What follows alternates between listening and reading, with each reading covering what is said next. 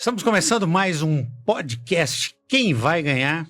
Hoje, os convidados, Altair Tavares, jornalista, um grande amigo, velho amigo de guerra. Velho mesmo. Velho mesmo. Cada vez que a gente conversa, a gente descobre que está mais velho do que a gente acha que está. E nós vamos conversar com o prefeito de Hidrolândia, prefeito reeleito, Zé Délio Júnior. E a melhor forma de apresentar, ele é advogado, 2 vezes prefeito de Hidrolândia, então conhece o caminho do voto. Mas a melhor forma de apresentá-lo, Altair, é a expectativa que ele gera. Eu converso bastante com lideranças políticas, do interior, prefeitos e deputados. Todo mundo fala, presta atenção, ele vem aí, tem muita coisa para fazer. E, de fato, com 36 anos, só esse ano que ele pode ser candidato. No ano passado ele poderia ser candidato a presidente. Tá muito novo para a política. Seja bem-vindo, prefeito. Muito obrigado por aceitar o convite. Uma satisfação cumprimentar você, Vacil, Altair, tá aqui hoje no podcast Quem Vai Ganhar. Na verdade, eu sou o Zé Délio Júnior, prefeito de Hidrolândia, mas sou advogado de profissão, filho daquela cidade de pai, avô, bisavô, triavô. Minha família está ali há mais de 200 anos. Gosto de política. Não tenho uma política por profissão, e sim por vocação, eu gosto. E a gente que é político deixa tudo de lado. Desde criança eu gosto e fui o vereador mais jovem da história do município aos 23 anos. Aos 27 fui reeleito o vereador mais votado da história da cidade e na legenda puxamos mais 2. Isso desencadeou para que a gente pudesse, aos 31 anos, chegar a ser o prefeito mais jovem da história. Chegamos sem o apoio de nenhum ex-prefeito. Nós éramos 4 candidatos concorrentes e tive 63% dos votos na primeira eleição. E a gente foi trabalhando muito, com dedicação, trabalho, e mostrando que a política ela não é só para quem votou em você, ela é para todos. E eu consegui chegar à reeleição aos 35 anos, 4º mandato, como candidato único da maior cidade de candidatura única do estado, e fui reeleito com 91,77% dos votos nominais, 100% de voto válido. Mas quando o cara é candidato único, você quer saber a popularidade dele, é colocar os brancos e nulos na mesa, que eles seriam os adversários. E na oportunidade que eu tive 4 concorrentes, nós tivemos 5,8% de nulo e branco. E na minha, tivemos só 7 a 8% de nulo e branco.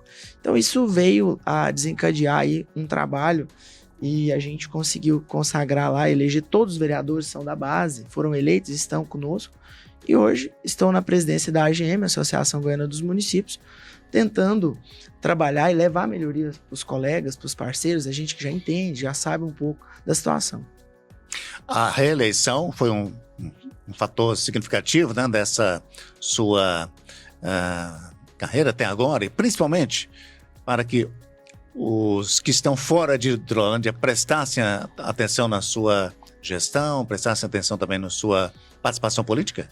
Com certeza, eu acredito que essa candidatura única numa cidade de 30 mil habitantes, onde 91,77% da população foi nas urnas, sabendo que o meu voto daria para mim ganhar a eleição, e que eles foram lá votar em forma de gratidão. Eu fiz campanha como se tivesse 10 adversários. Eu fazia 6 a 7 reuniões por dia, mostrando o que fizemos e o que eu estava proposto a fazer.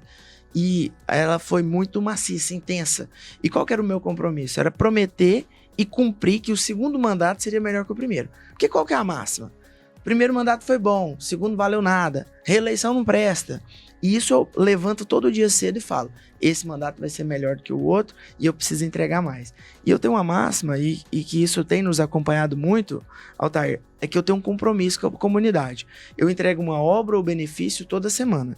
Então, sexta-feira ou no máximo sábado, para quem acompanha o prefeito no Instagram, vai ver eu entregando um benefício.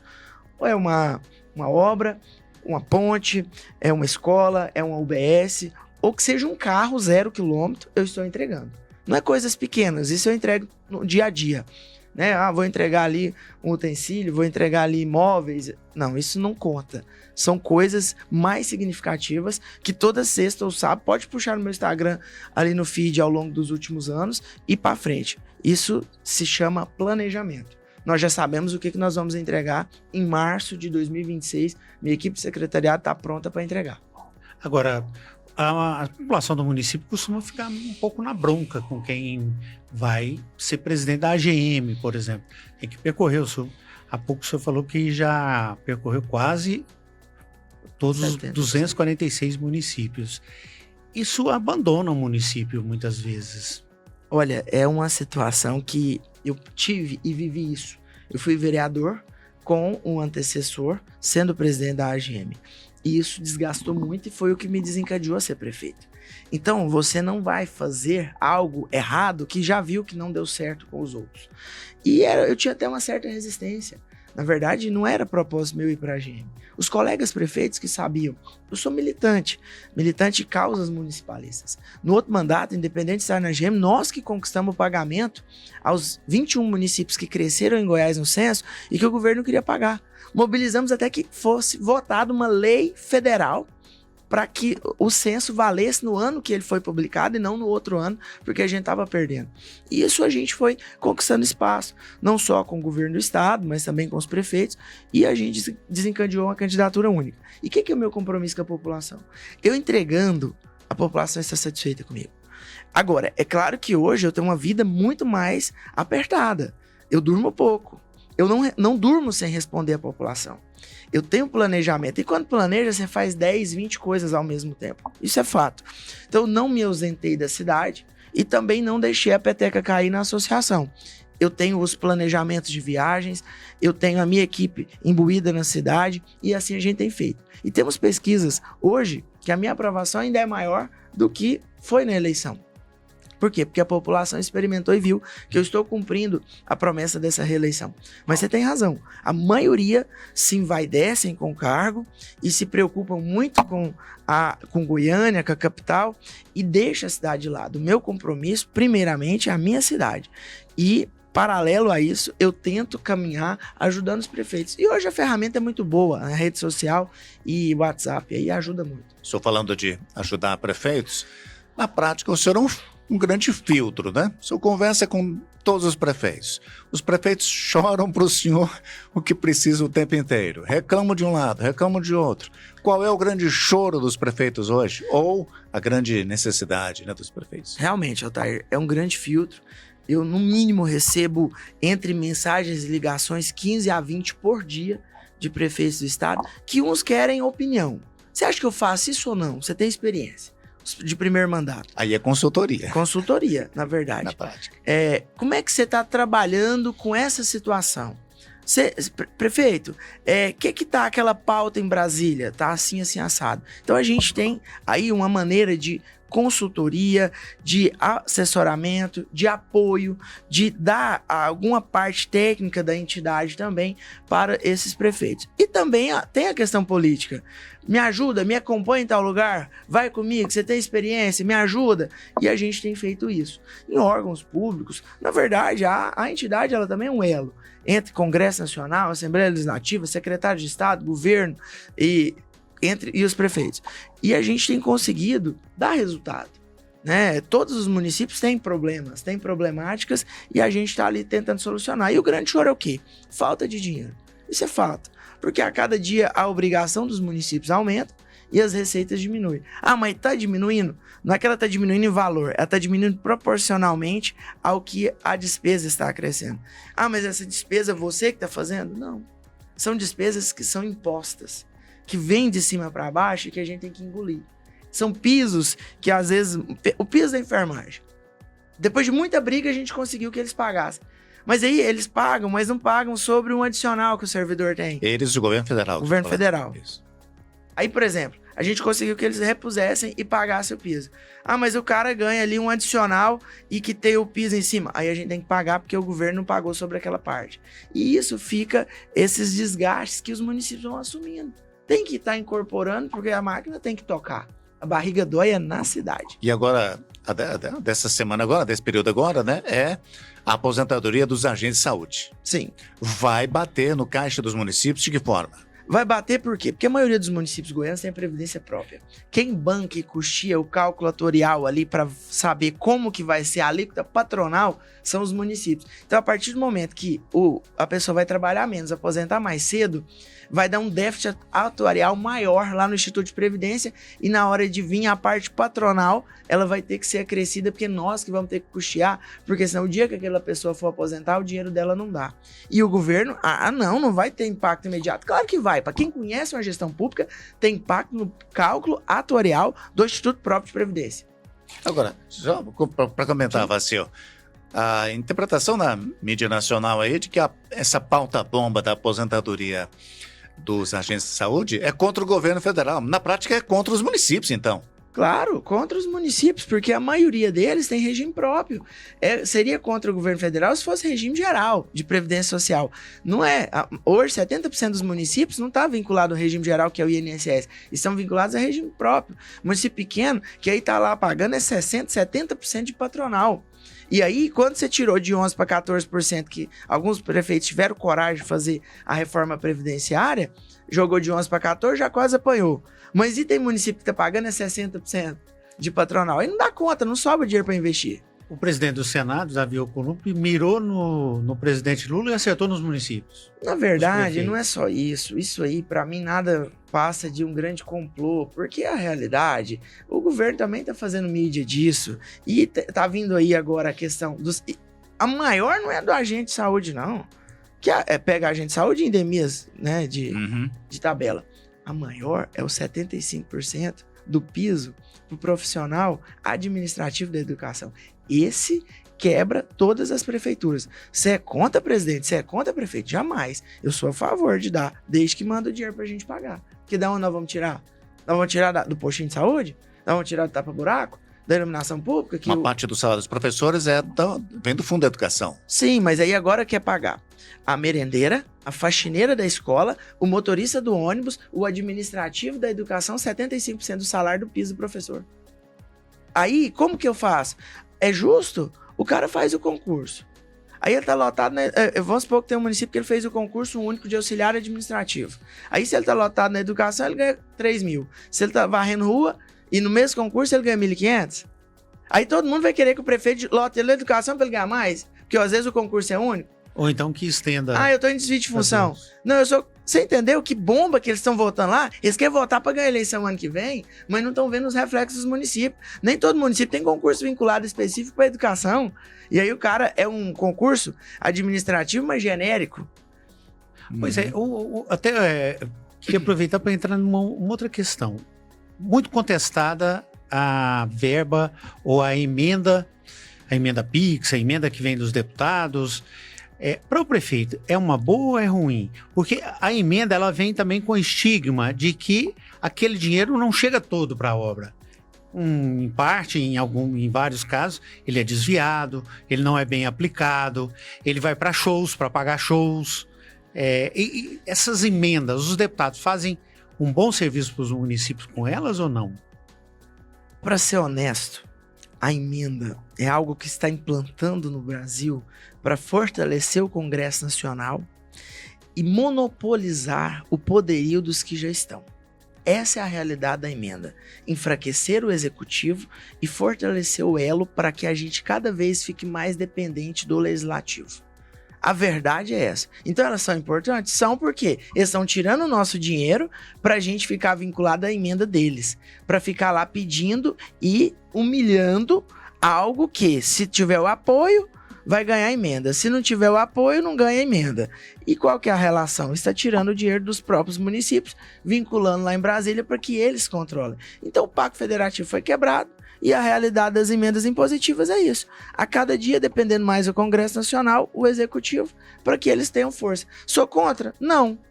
Só que a emenda tinha que ser um plus, e a emenda está acabando, que está tornando o quê? O arroz com feijão dos municípios, porque eles não vão tocar nada, porque o outro está só vinculado à folha de pagamento, o que a gente tem livre para gastar. A figura que se usava há um tempo era o pires na mão do prefeito junto com o executivo. Agora, o pires está mudando o executivo para o legislativo, na prática.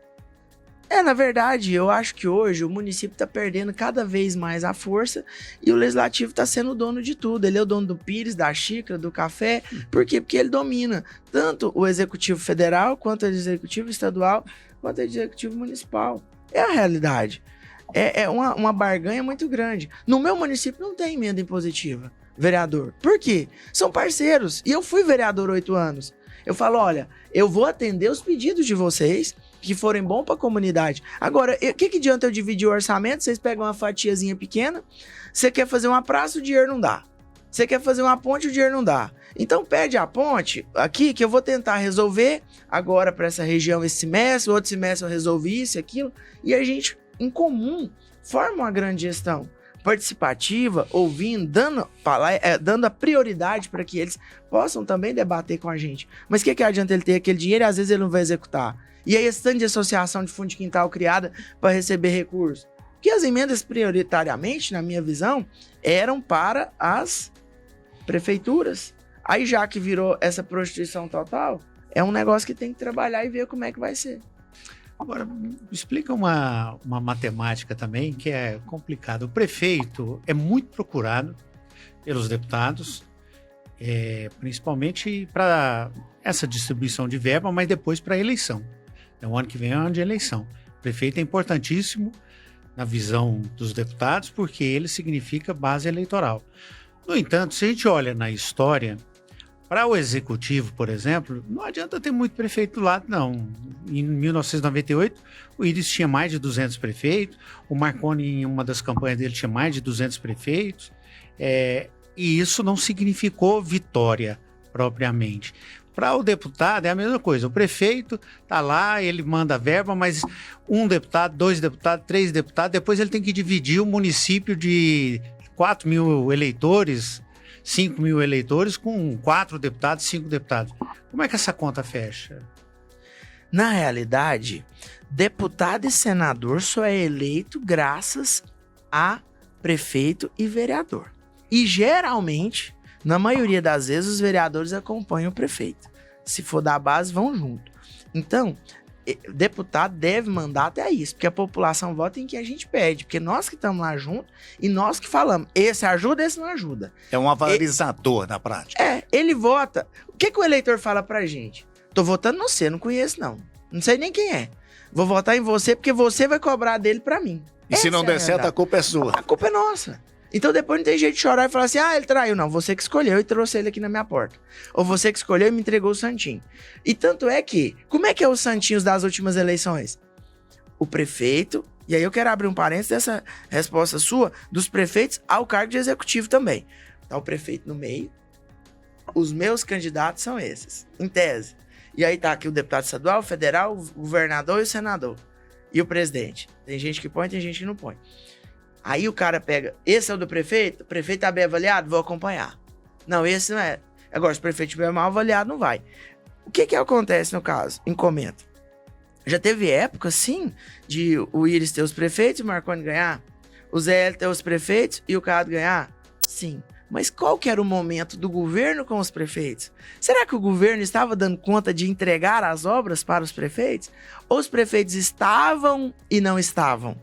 Aquela maneira. Porque tinha um programa na época do Zé, que eu era vereador, Goiás pra frente, que na verdade era Goiás pra trás. Eu herdei esses problemas deles lá e não entregaram as obras. Então, eu que tive que terminar obras disso sem recurso do Estado. E foi assim, no geral, né? No geral, em todo o Estado. Agora, hoje não. Hoje tem recapeamento, pago, executado. Na verdade, hoje, você não tem nem que prestar conta. Os prefeitos estão aí quase tudo com o nome sujo, sem dever, por causa desse Goiás na frente. Por quê? Mandava o dinheiro, tomava o dinheiro, começava a obra, não terminava e a culpa ficava pro prefeito. Hoje não. O que o governo faz? Hoje ele já manda o benefício pronto. Não é nós que licitamos, não. A gente não presta conta nem nada, é tudo por conta do governo. Já chega mastigado. Você só indica as ruas, eu quero tal rua pra fazer. Faz. Aí tem patrulha mecanizada, tem casa popular. Então depende do momento. Eu acho que hoje o momento não é de mudança. Hoje o momento é de que o prefeito quer a continuidade para que ele termine o mandato em paz ou para que ele reeleja, porque os que entrou agora que vão receber os benefícios. Então são situações distintas, mas que na verdade quem determina tanto a eleição do governador quanto a eleição do deputado estadual, federal ou senador é sim o prefeito bem avaliado. O senhor tem isso mapeado? Quantos prefeitos ainda estão com problemas lá nas contas por causa do Goiás para frente? Hoje- que é para trás, como o senhor disse? Hoje, no caminho daqui da entrevista, do podcast, eu falava com o deputado estadual sobre isso. Nós vamos propor um projeto de lei, conversar com o governador, conversar com todas as entidades responsáveis, TCE, Ministério Público, Tribunal de Contas, no sentido de que de isentar esses prefeitos, esses municípios, na verdade não é nem os prefeitos, os municípios que estão hoje perdendo novos convênios por culpa de coisas mal feitas do próprio Estado. Então a gente vai ter bem um diálogo com o governo para que isso avance e a gente possa isentar, porque quem está perdendo é a população por falta de compromissos de governos anteriores. E tem um mapeamento também de como está a avaliação dos prefeitos nos municípios. Acho que isso é muito grande para a AGM, né? Muito extenso o trabalho deles. Até para medir a força política da instituição ou dos prefeitos. Vacil, hoje a gente tem dados que os municípios, os prefeitos estão bem avaliados. Nós temos uma safra boa de prefeitos e é claro que alternou alguns agora e esse ano de 2025 a gente teve mudanças significativas em algumas cidades, mas a gente tem visto que as coisas estão evoluindo, que a cada dia os prefeitos estão tentando estar mais próximos da comunidade, a rede social ajudou muito, a população hoje vê com o portal de transparência, a coisa fluiu. É diferente daquele tempo que você não tinha aquele contato, que você tinha que ir atrás para ver pessoalmente. Hoje, pelo celular, você faz tudo, você acompanha, você vê o que a prefeitura está entregando. Agora, a gente fica pensando também que o prefeito tem um sonho de ser o candidato, né? Um cidadão do município. Normalmente tem um sonho de ser prefeito. Agora, para a população, isso pode virar um pesadelo. Porque tem prefeito bom e tem prefeito muito ruim. Tem municípios que você tem uma sequência de prefeitos, dá o azar de ter uma sequência de prefeitos ruins. E não tem jeito de resolver isso aí com faculdade, com universidade, com treinamento. Tem? Não tem. Não é faculdade que vai fazer a pessoa ser boa. Na verdade, para você escolher um bom político, você tem que ver a vida pregressa dele. Se ele for um bom empreendedor na vida pessoal, ele foi um cara diferenciado, ele provou algo a mais. Mas aí você vai falar, mas você foi eleito com 31 anos, não dava para provar o que você foi. Eu com 12 anos, eu estava no banco com a minha avó que tinha um comercinho. Eu sempre ajudei meus pais a administrar a vida. Eu comprei o meu primeiro carro. Eu ganhei a faculdade que meu pai me deu, mas eu comprei meu primeiro carro com o meu dinheiro. Eu, aos 17 anos, eu estava estagiando no fórum e já trabalhando. A gente já mantinha a sua vida pessoal. Então, eu já fui sempre empreendedor. Antes de ser prefeito, advogado, já montava. Eu mexo com construir casa, tenho uma construtora, eu mexo com roça, eu mexo com advocacia. Então, você tem que analisar.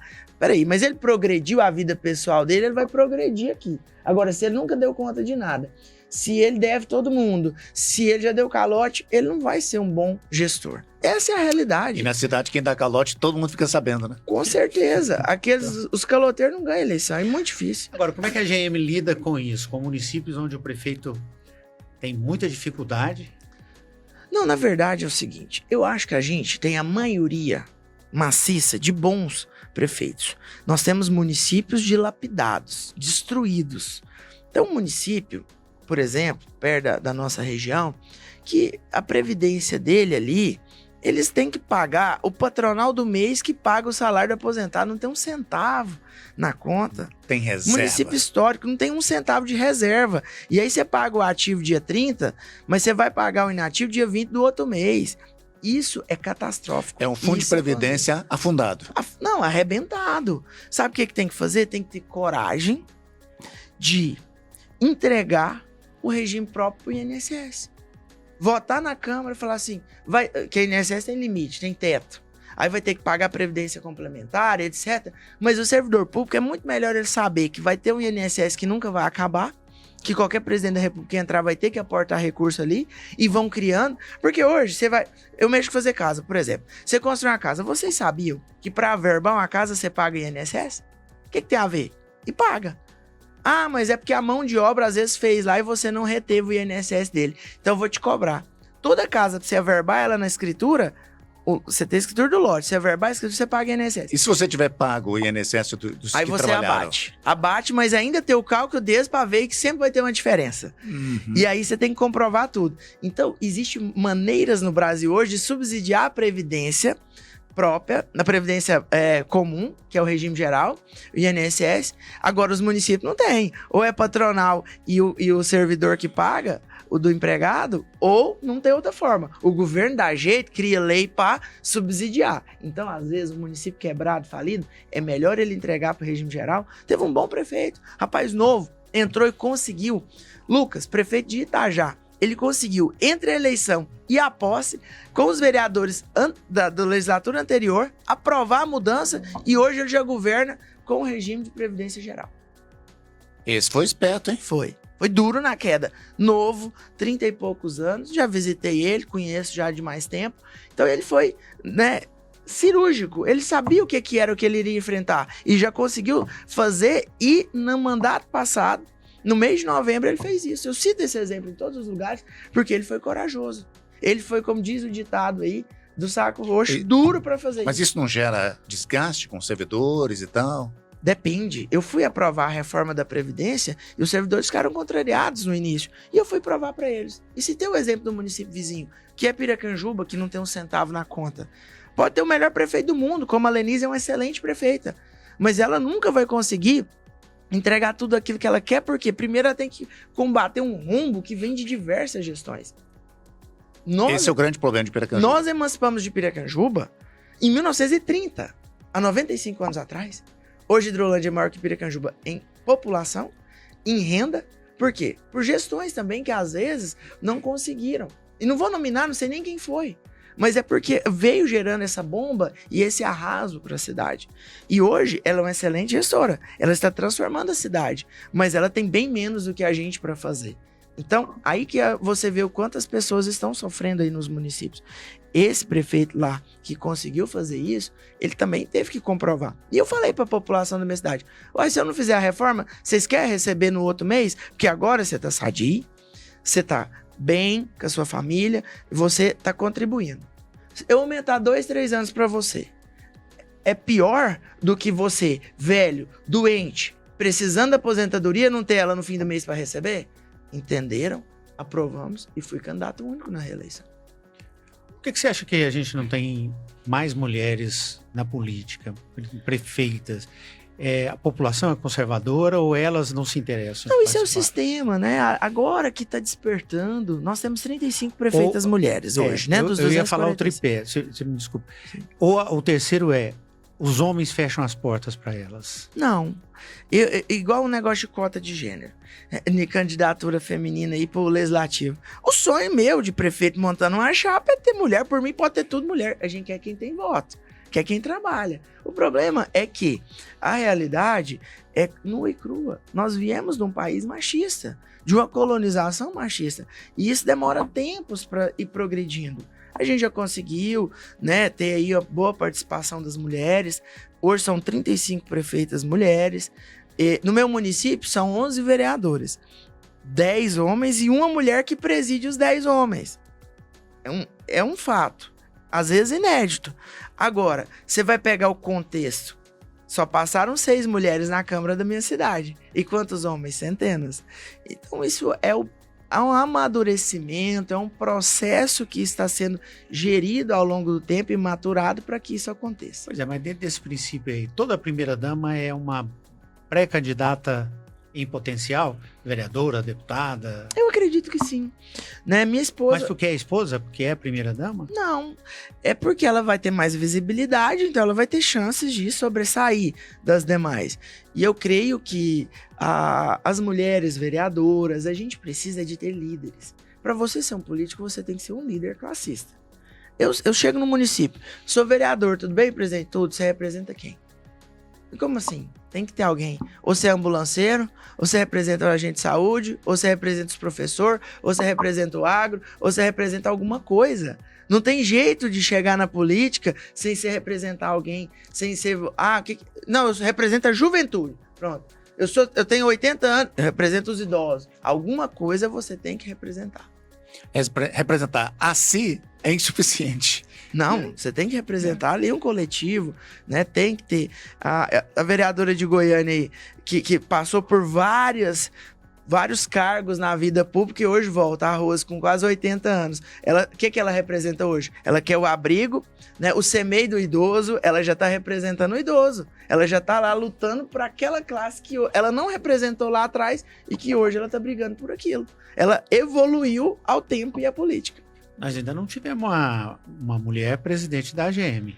Não, ainda não. E eu acho que é uma coisa viável. É importante. Na verdade, as mulheres estão construindo isso. E na hora que você retoma aqui, até é bom a gente puxar esse gancho. Eu não sei se você deu esse toque, mas mulheres primeiras damas que às vezes são prefeitas. Sim. Muitos casos, o marido, às vezes, lançou a mulher. Porque muitas vezes não é o projeto delas. É muito mais o projeto do marido. Do marido e ele se tá estendendo. Junto. Dessas 35, algumas têm esse caso. Mas também tem algumas que não, que chegaram, né, por si só e que conseguiram alavancar, crescer degrau a degrau. Isso é muito bonito. Mas isso é um trabalho que as próprias mulheres têm que exercer. Tem muitas mulheres que também são machistas.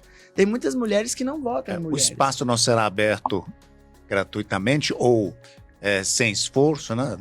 O poder, não existe poder dado assim de graça, né? Tem que ser disputado e conquistado. E como diz Roberto Balestra, poder tem que ser tomado, né? Literalmente. Tudo na vida é planejado, conquistado e almejado.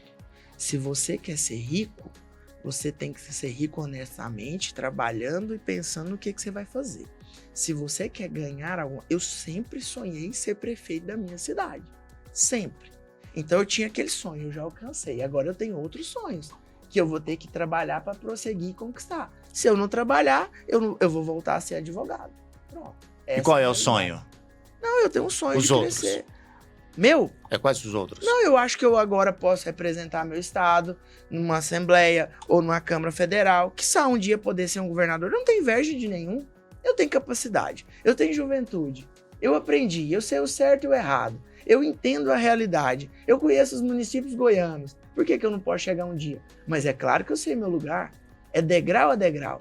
Eu já quis ser prefeito quando eu fui o vereador mais votado da história. Recuei e fui o mais votado da história, que me deu e credenciou. Eu fui eleito prefeito sem apoio de ninguém. Por quê? Porque eu soube dar um passo atrás. Então na vida, se você souber andar com humildade, dedicação e trabalho, você é visto e lembrado. E aí o povo fala assim, o político, o povo é ingrato. Não é ingrato.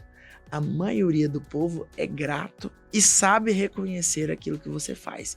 Senão, não estaria da forma que está hoje.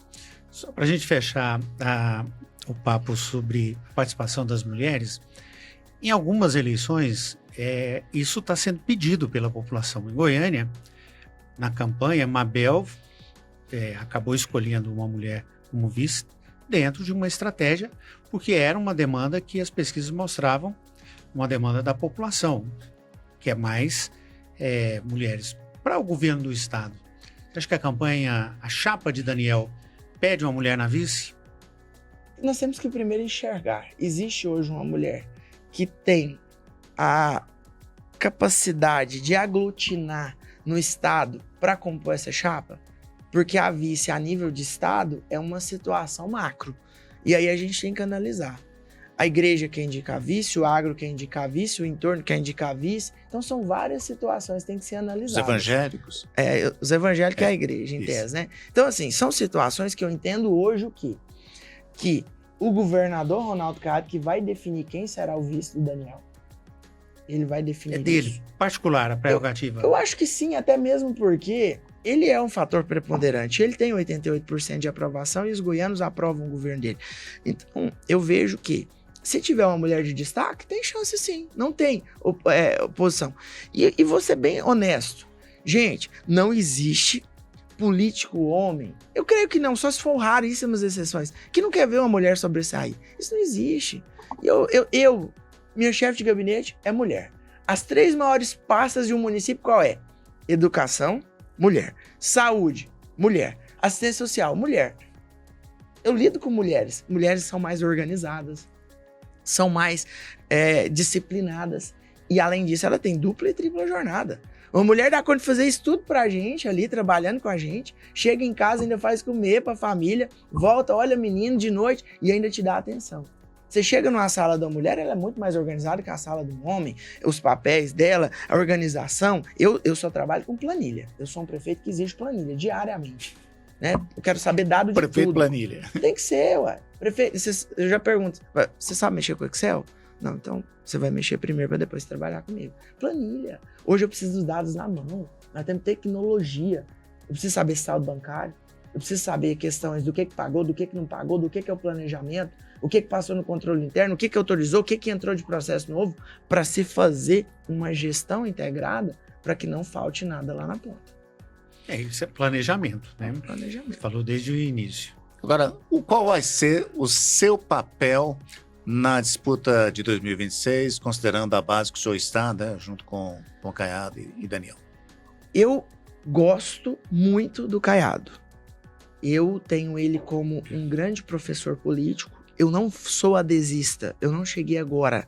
Desde vereador, eu estive com o Caiado lá atrás no Senado, lá na época.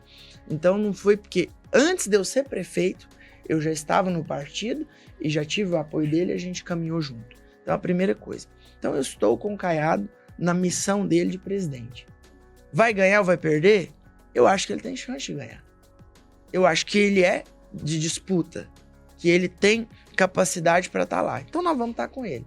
Para ganhar ou para perder, nós vamos estar e eu acho que tem chance de ganhar.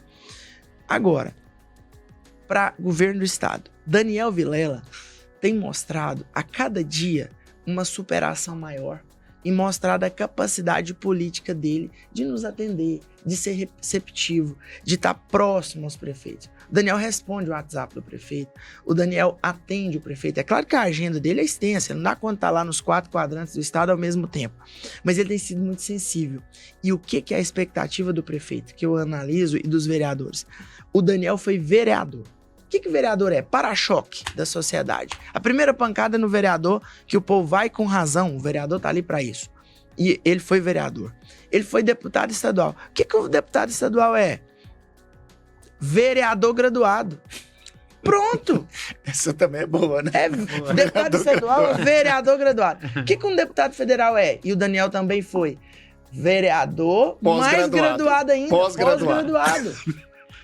Então o cara presidiu uma CCJ, entende esse lado de cá. Vice. O cara que é vice sofre demais. Eu tive a oportunidade de ser vice em 2016, não quis. Vice, primeiro, você não sabe quantos votos ele deu. Vereador, você sabe. Vice, não. Aquilo não tinha voto nenhum. Foi arrastado. Não somou, não. Puseram ele lá. Sabe que vice não manda. Ah, o Daniel podia mais. Ele ainda não manda. Ele ajuda o Caiado. Né? Ele ainda não pegou a caneta. Então, foi vice, sofre.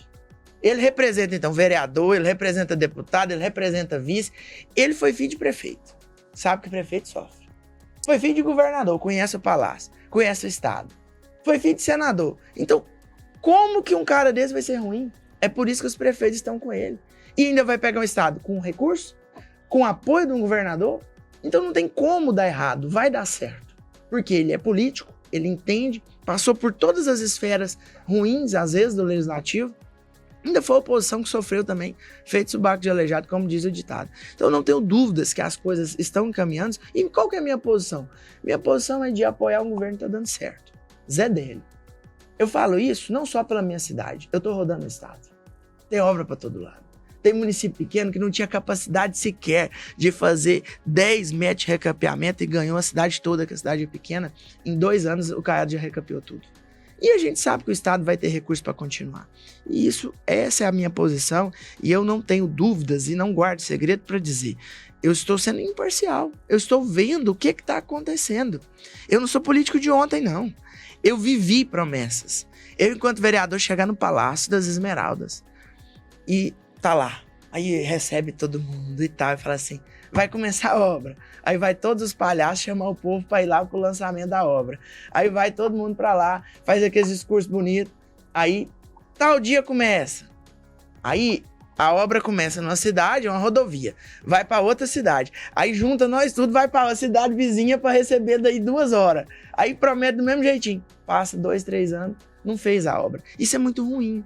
E hoje você vê experimentado as obras acontecendo. É diferente. Hoje o Estado tem condição de investir e está investindo. Os adversários, Marconi Perillo, ex-governador, 4 vezes governador, Wilder Moraes, dentro de um espectro de direita também, disputando diretamente, e um candidato do PT, está caminhando agora para ser Edivar Madureira, o pré-candidato do PT. Esses aí, qual que pode ser um adversário mais difícil? Olha, eu analiso o seguinte, a gente sabe de pesquisa que em Goiânia o do PT está na frente dos 2 adversários do governo. Em Goiânia, estaria hoje, não o Edivar, a Adriana, em pesquisas, ela sairia melhor do que tanto o Marconi quanto o Wilder na capital. A gente sabe disso. Agora, no município, minha cidade, hoje, por exemplo, eu não tenho dúvidas que o Daniel saia aí com mais de 60% dos votos, no mínimo. Os ex-prefeitos apoiam o Marconi. Qual que são o apoio do Marconi no interior do estado? Os ex-prefeitos que estão fora hoje e querem voltar e ver um espaço com quem? Com quem foi ex. Então o ex vai andar com o ex. Respeito todos. Todo mundo contribuiu. Na minha cidade tiveram vários prefeitos. Toda cidade, vocês são do interior. Toda cidade não tem o melhor prefeito da história e o pior da história. Por mais que seja o pior da história, ele fez alguma coisa. Então eu respeito todos os ex, porque um dia eu também serei ex. Só que hoje nós vivemos nesse momento. O Marconi representa os ex, o PT tem a capilaridade dele e o Wilder tem os votos de alguns bolsonaristas que são mais próximos e mais apaixonados. Só que o Wilder não tem aquela capilaridade no interior, não é tão conhecido, não tem uma ligação muito forte. Facilita para o Daniel não ter o Wilder como candidato a governador? Se o Wilder não for candidato a governador, o Daniel ganha a eleição no primeiro turno, sem dúvidas. Apesar que eu já acho que tem chances reais de ganhar no primeiro turno com qualquer condição. Mas se ele já não for, eu não tenho dúvidas. Mas por quê? Não, porque aí não divide, né? Aí é o seguinte, é o que tá dando certo, do que já deu certo um tempo e que não deu mais certo e que quer voltar. Porque o caiadismo e o bolsonarismo esteve junto, né? Estiveram juntos nas últimas eleições. O eleitor do Caiado e do Bolsonaro, ele não é diferente. O negócio é porque já teve arranhões, teve essa eleição do Mabel com o Fred, mas mostrou que o Caiado tem esse favoritismo. E o Bolsonaro hoje parece que vive num momento de paz com o Caiado. Tanto é que só não encontraram por essa prisão, mas eu acredito que ainda encontrarão. E existe possibilidades ainda de reencontros, no sentido de PL andar junto com o Daniel. Então eu vejo que tem toda chance. Eu sinto isso de prefeitos do PL, que falam o seguinte, olha, eu gosto do Caiado, o Caiado está nos ajudando e gostamos do Daniel. Né? Os que ainda não mudaram para a base do Caiado têm vontade de mudar. Ficam às vezes ali receosos em respeito ao partido. Mas são poucos que ainda ficaram. Então a gente entende hoje que... Mas nenhum querem voltar ao passado. Nenhum desses do PL querem ir para Marconi. Agora, as pesquisas indicam também que Daniel ainda não é bem conhecido. Assim como o Wilder. Como que ele já foi candidato a governador, é o vice. Isso não é uma demonstração de fragilidade? Não teria que estar mais conhecido neste momento? Na realidade, o governador não está em campanha. Ele quer entregar um governo bem. Então, ele não está ali da televisão. O Daniel é meu candidato. O Daniel está sendo maturado. Isso vai ser feito no momento oportuno, para que haja também essa transferência de quê? De responsabilidade. Porque como o Caiado está bem, o eleitor ele quer sentir que o Daniel vai fazer o que o Caiado fez nesse ponto. Então eu chego num lugar e falo assim, mas o Daniel vai ser firme na segurança como o Caiado? Vai ser firme. Ele sabe, ele está ali vivendo isso, e ele sabe que isso deu certo e que ele vai continuar e às vezes vai até melhorar, porque tudo dá para melhorar, dá para aprofundar e para que as coisas se caminhem.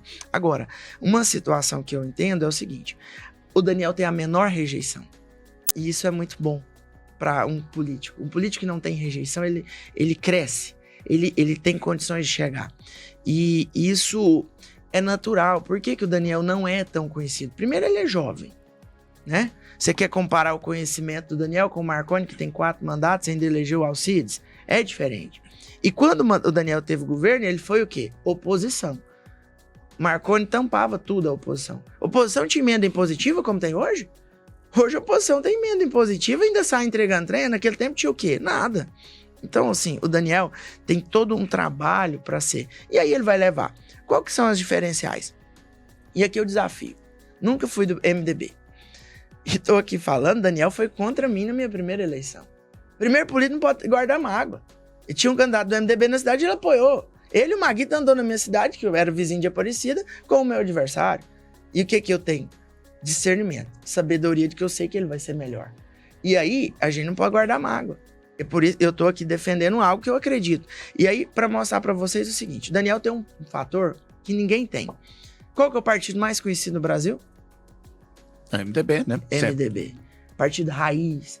Toda cidade que for, tem um diretório do MDB. Qualquer uma. Do PL, na minha cidade, não tem. Na minha cidade, região metropolitana, não tem ninguém. Não tem nem diretório do PL. Diretório do PT, o PT nunca fez um vereador na minha cidade. Então, o MDB nunca teve mandato de ser MDB na minha cidade. Então, não adianta. Ele tem um partido que está em todo lugar. É jovem. Você acha que eu já não vi pesquisa na minha cidade que fala que vota porque é bonito também?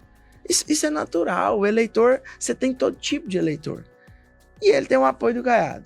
Então tem fator. Tem o apoio do Caiado, é jovem, é do MDB, tem o legado, que isso é natural. É jovem, mas com experiência, como o senhor disse agora há pouco.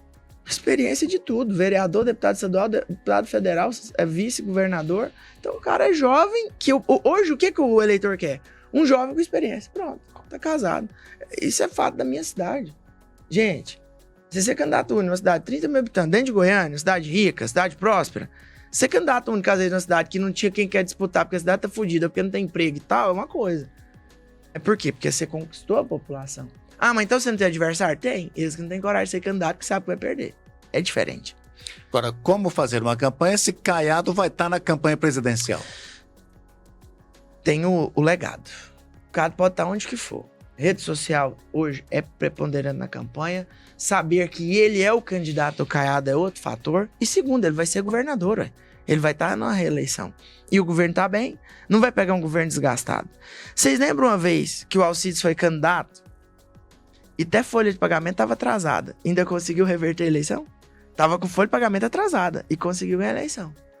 Tava atrasada, eu lembro disso, minha mãe é professora. Faltava, em casa. Não é fácil, não. Agora, o senhor falou, onde é que você mede onde é que pulsa a gestão, o município, a definição das obras que você vai fazer no município? Tem o trabalho da AGM, essa agenda que você percorre o estado. Pesquisa, contato com a população, planilha? Eu dei uma palestra, o Dr. Joaquim me convidou no começo do mandato, mês de janeiro, para dar uma palestra. Joaquim do TCM. Dr. Joaquim de Castro, presidente do TCM, me convidou para dar uma palestra no Teatro Rio Vermelho, lá no Centro de Convenções, para os prefeitos, de como que eu tive a maior votação nominal. Nominal é aquela que conta os nulos e brancos, 100% dos válidos. E da maior cidade de candidatura única nós estivemos lá. E eu mostrava. Todos os dias, 5 horas da tarde, a tesoureira me apresenta uma planilha com número do processo, órgão, é da saúde, da educação, é do meio ambiente, é do executivo. Descrição do pagamento, do que é. Pagou água, luz, pagou pneu, pagou isso. O número da nota fiscal e o valor. Tudo. Eu acompanho diariamente. Toda sexta-feira eu criei uma planilha de que hoje a prefeitura tem em média 100 a 150 contas.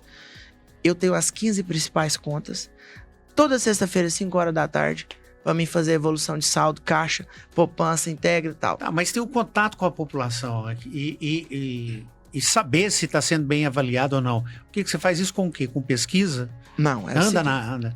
Tem os pontos que você vai na cidade, você separa um tempo para poder fazer esse contato? Primeiro, eu tenho dia para atender a população. Segundo, eu respondo todo mundo no WhatsApp. Terceiro, todo dia eles me veem num vídeo em uma obra. Quarto, eu tenho nesse dia de hoje, 27 obras em andamento na cidade. Para mim conseguir entregar uma obra benefício da semana, eu tenho que ter várias em andamento. Então eu tenho 27. A população vê no meu Instagram todo dia a evolução. E a rede social ajuda muito. E ele ainda vê a cidade em movimento. Se tem 27 obras, tem recapeamento na porta dele, tem LED, tem não sei o quê. Eu desafio, na minha cidade não tem um lugar, uma rua que não tem a minha mão. Se eu não troquei a luz dele para LED, Ou eu fiz a calçada dele, ou eu recapeei a rua dele. No mínimo, eu fiz isso. Sem falar a escola do bairro, sem falar o BS do bairro que eu construí, ou que eu revitalizei, ou que eu troquei alguma coisa, ou a ambulância nova daquela região dele. Alguma coisa a gente fez e a população vê. E não adianta. Hoje, a população está enxergando rede social e enxergando a cidade em movimento. Tá acontecendo, tá dando certo. Mas o prefeito que só pensa que faz as coisas na área digital tá enganado, não? Muito enganado. Por quê? Na verdade, é assim. A população, ela quer ver entrega, resultado. Deixa eu te contar. Ganhei a eleição. O que o eleitor quer? Vem cá, Zé Délio. A partir de hoje eu vou viajar. Não quero ver você viajando, não. Todo dia trabalhando, certo? De domingo a domingo. Ó. Sem férias? Sem férias. Prefeito não tem férias. Esse é o estilo Iris. Vereador tem férias, prefeito não. Esse é o estilo Caiado. Deixa eu contar pra vocês. Deus até vai me perdoar disso, mas eu fico 3, 4 dias às vezes sem ver meus filhos. Por quê?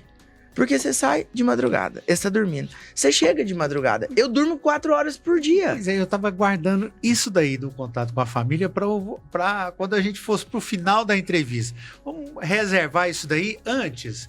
Vamos falar de rede social. O Otair não vai trabalhar lá na Prefeitura de Hidrolândia porque você falou que tem que saber conhecer a planilha, tem que ser Excel. Então ele já está fora. Mas se precisar conhecer rede social, aí ele já volta a ter chance. O que vale mais, a planilha ou a rede social? Ser prefeito TikTok? Não, a planilha é apenas para alguns secretários e chefe de departamento que te tem que prestar conta para você estar antenado no que está acontecendo na sua prefeitura. É questão administrativa. Rede social é uma ferramenta utilizada para que o município como um todo veja o que a prefeitura está realizando. Mas nada supera a presença na formatura, a presença na igreja, a presença na feira, a presença ali na escola, na entrega do ovo de Páscoa, na entrega do material escolar, na missa de 7º dia, no velório.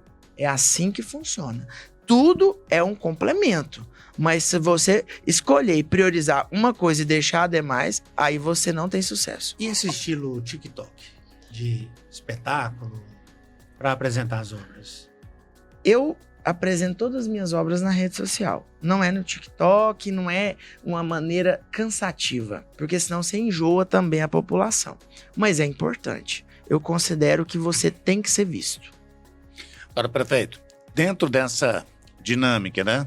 O senhor colocou aí, controle financeiro, planejamento, comunicação. Aí, um aspecto importante da política, pelo que eu entendi que o senhor coloca aí, é a comunicação. E aí, mais de uma vez, a gente já abordou isso com outras pessoas, né? Porque política é comunicação. O prefeito tem que aprender a comunicar. Sem dúvidas. Tanto é que a EGM fez um curso de oratória para prefeito semana passada. O prefeito tem que saber conversar, saber expressar, não ter medo do microfone, ele ter condições de mostrar segurança para a população. Se você não tem segurança, se você não mostra credibilidade lá para o seu eleitor do outro lado, ele não vai confiar em você. Então eu acredito muito nisso. Pois é, agora, quando se fala em comunicação, acaba que ela assume a culpa quando a administração vai mal e quando vai bem não é a responsável por administração e bem. A comunicação fica ali no patinho feio. E eu vejo que pouco se fala do casamento entre política e comunicação. As coisas têm que andar juntas. Tem que andar junto, não tem jeito de não estar atrelado, e eu acredito que seria um casamento perfeito. O político entende que ele vai bem, porque assim, no meu caso, eu sei que eu estou bem com a população por vários fatores, mas eu entendo que a comunicação, ela me ajuda, ela me alavanca. A cada momento que eu vou numa cidade visitar, meus seguidores aumentam, porque eles querem ver se é verdade aquilo que eu estou falando ali.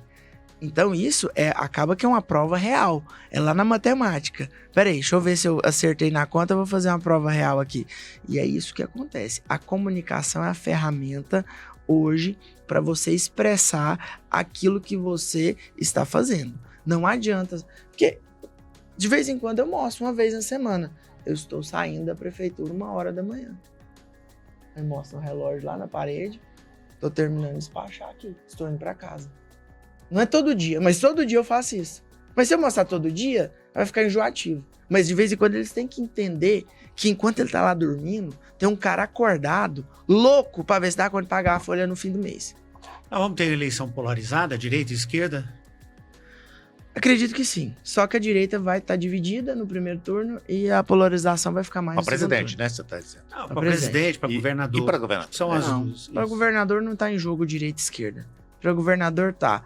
Vamos continuar com o governo que está pagando em dia, que tá dando certo, ou nós vamos voltar atrás para um governo que deu certo em determinadas coisas, mas que se desgastou e deteriorou ao longo do tempo?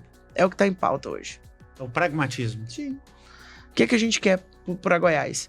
Quer continuar com o grupo do Caiado, com o que ele fez, com essas questões, ou a gente quer voltar com os ex? Agora, nessa discussão de direita e esquerda, o senhor vive isso no dia a dia da gestão? Tem problemas de embates de direita, de posicionamento de direita, de esquerda, no andamento normal? Tem. Infelizmente existe o extremismo, existe os de extrema direita, os de extrema Como é que esquerda. ele acontece? Assim, que Não, cria... acontece, vamos supor, você tá com uma pessoa um servidor público que é de extrema esquerda e que briga e que defende aquela bandeira. Você tá ali conversando com um produtor rural que às vezes é de extrema direita e briga e tal, e você tem que saber lidar com as adversidades e com as opiniões. Nós vivemos um mundo eclético, onde existe aí pluralidade de partidos, de religião, aonde que é relativo, é homem, mulher, é isso, aquilo. Então, nós estamos tendo que aprender a viver nesse novo mundo. Muito bem, eu deixando para o final justamente para a gente falar sobre o assunto. Olha, política é bom, é divertido, é apaixonante, mas também acaba com um casamento, com família. Como é que concilia? Eu tenho uma grande vantagem. Eu namorei 11 anos, né?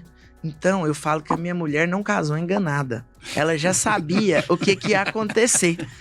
E aí, todo dia, quando ela dá uma brigadinha, eu falo assim, mas você não casou enganado. Então, ela já sabe, já gosta, já tá firme comigo. Ela participa? Participa. Os meninos, no sábado, vão vistoriar as obras comigo, porque sábado e domingo é dia de vistoriar a obra. Aí, eles já vão comigo, né? Tá aí, já tá ensinando menino, o prefeito. Não, os meninos a ser prefeito. Meu menino Exatamente. de 5 anos já grava vídeo, já tá junto. Não é isso aí, pai, tá certinho. Mas o que é? Já estão acostumados nesse ritmo, né? Meu menino já chega e já tá cumprimentando antes de eu chegar. Eu já desço do carro primeiro, já saio pegando na mão de todo mundo, porque vê o pai fazendo isso, né? Então isso é gratificante E também. tem memória boa também, porque você tem uma boa memória, né? Você consegue guardar nomes. Meu Isso filho é uma tem... virtude na política. Não, o político que não tem boa memória, ele... Peraí, mas você me conhece, né? Sim, te conheço. Te vi naquele... Às vezes eu não tô lembrando seu nome agora, mas você lembra aquele lugar que eu te vi, te cumprimentei? Aquele pedido que eu te atendi? Aquele cafezinho, aquele pão de queijo. E é uma realidade. Meu filho sabe o nome com 5 anos, sabe o nome de todos os vereadores da cidade, sabe o nome do secretário, conhece o padre, o pastor, isso, aquilo, já chega e chama de nome. Porque vivencia isso com a gente. Isso é muito bom. É claro que eu confesso que a gente não consegue estar presente em todos os momentos e que a política tira muito o nosso sossego. Olha, eu moro quase de frente aos meus pais e eu passo 4, 5 meses aí na casa deles. É uma realidade. E tem os 2 pais e tal. Meu avô, de vez em quando, eu saio, passo na casa dele, eu só tenho um avô. Vô, vamos comigo hoje ver as obras? Porque aí é o momento de eu ver ele. Né? Ele tem 82 anos, muito forte, sadio. E eu fiz isso semana passada com ele. Vamos comigo. Aí vamos ver o asfalto de Bela Vista, vamos ver o asfalto de Aragoiânia, vamos ver uma UBS que tá fazendo, vamos ver o lago. Aí é onde a gente conversa, porque realmente não tem tempo. E parar para respirar?